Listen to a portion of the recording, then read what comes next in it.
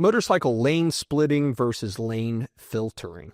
In this video, we're going to talk about what's the difference between these two, and then talk about what the motorcycle rider rights advocacy groups across the country are pushing when it comes to the difference between these two. And before I get into that, let me tell you who I am, introduce myself. I'm Ted Spalding.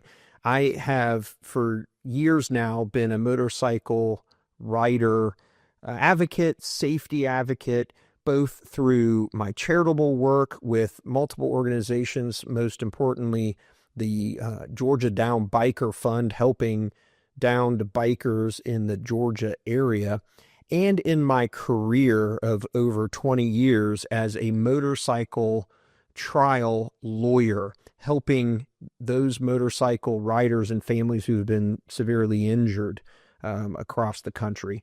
And in doing that, I've talked to a lot of motorcycle experts. I've gained a lot of knowledge on safety issues, how to properly ride a bike, be safe out there, and things like this topic.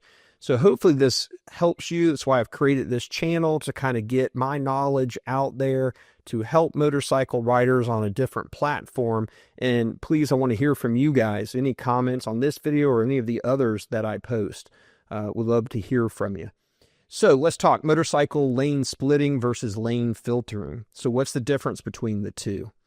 Lane splitting is when you, as a motorcycle rider, are splitting between two vehicles. So you've got a multi-lane road, so think a highway, and traffic's backing up. Hopefully is the only time you're doing it, but oftentimes you'll see motorcycles splitting lanes while all the traffic is going. But that's exactly what it is you're going in between two vehicles. Basically, you're riding the lane split, if you will. That is lane splitting.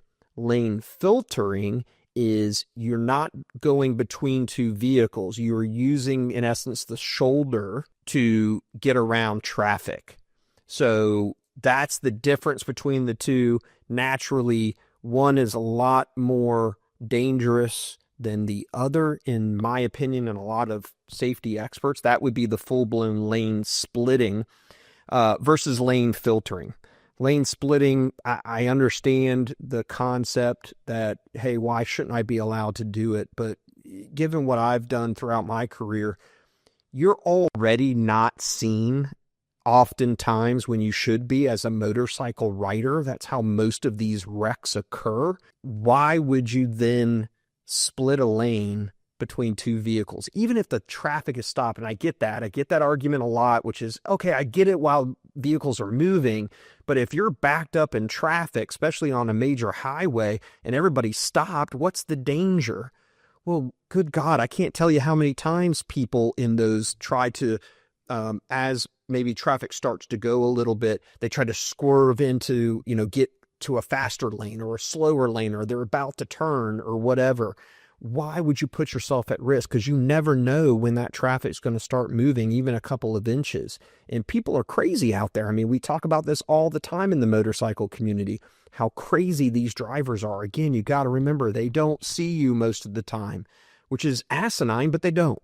Why are you going to put yourself at an even greater risk just because you're in a hurry and you want to get through traffic? So lane splitting, I just think it's way, way too dangerous. Lane filtering, on the other hand, is certainly much less dangerous, right? It at least gives you more room, one, as you're traveling, so you can hopefully be as far over on the pavement as possible, off on the shoulder.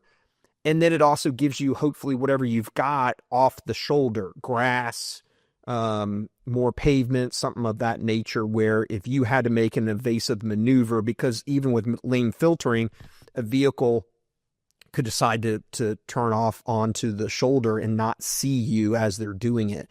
So it still has some danger to it, but at least has more room for you to be defensive, which I'm a big advocate of. Most safety motorcycle experts is how defensive you must be as a motorcycle rider at all times. So obviously I prefer neither. And I get a lot of flack for that. I get it. You all want to do what you want to do. And I'm a big, libertarian when it comes to those things. But at the same time, man, why are you going to risk it? Even on the shoulder, just wait through traffic like every other driver and be safe. I get it. Some argue, hey, it's safer because what if there's a rear end collision, something like that. But that's my point. What if there's a rear end collision, the person tries to move out of the way, and there you are trying to go down the shoulder. Again, why put yourself at risk is kind of my thought. Now, where do the motorcycle organizations out there, advocacy groups, where do they fall? My understanding is most of them fall on trying to push smartly the lane filtering first. And that's smart from a legislative standpoint, because what you got to remember out there, and I tell in giving my advice to these organizations, certainly here locally, is don't go for the moonshot to start with. You're already a very small organization power-wise with any of these legislatures, and you're also speaking not to the choir. You're not talking to other motorcycle riders who are your senators, your governor, your mayor, wherever locally you're at, to try to change some rules and laws. Start with the easier one, which is not the more dangerous situation. You're trying to get, in essence, cagers that don't ride motorcycles to agree with you that this isn't that dangerous and it should be allowed. Start with lane filtering. If you can get that passed, then you can move on somewhere else. I know a couple of years ago, and I haven't looked here recently to see if any more states have joined, but Utah actually did pass a lane filtering statute allowing lane filtering. So there is some potential out there across the country in different states to get these types of bills passed. It has happened. But again, I would argue lane filtering is where you want to be, not lane splitting. So anyway, thanks for watching this video. That hopefully explains the difference between the two. Love to hear your comments, thoughts, which you prefer, which you would like to see in your state become law, and your position on it, why you think it's not that dangerous and where I might be wrong. Would love to hear from you on it. As always, thanks for watching the video.